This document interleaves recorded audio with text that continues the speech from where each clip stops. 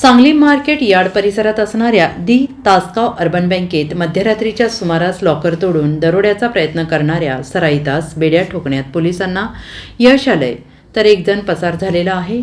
स्थानिक गुन्हे अन्वेषणच्या पथकाने संजयनगर परिसरातील तात्यासाहेब मळा परिसरात गस्त केली.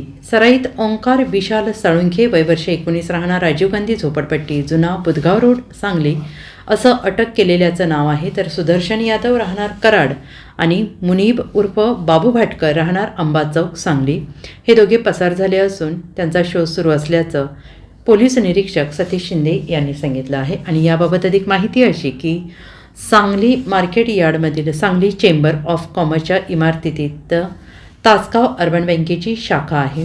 सोमवारी नेहमीप्रमाणे सायंकाळी 6:30च्या सुमारास बँक बंद केली होती. मध्यरात्री 2च्या सुमारास चोरटे बँकेजवळ आले. दोघा जणांनी शटर उचकटले. त्यानंतर त्या ठिकाणी असणाऱ्या सुरक्षा अलार्मची वायर कापली.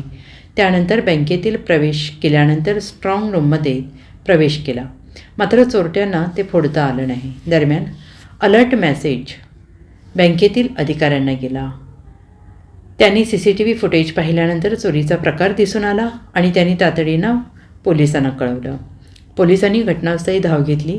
पोलीस आल्याचं पाहून चोरट्यांनी पलायन केलं आणि या प्रकरणाची गंभीर दखल घेत स्थानिक गुन्हे अन्वेषणच्या पथकाने तातडीनं तपास सुरू केला.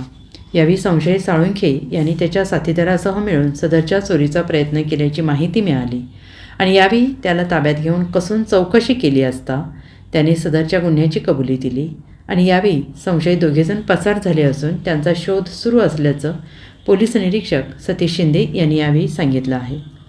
Bureau report SBN Marathi Sangli.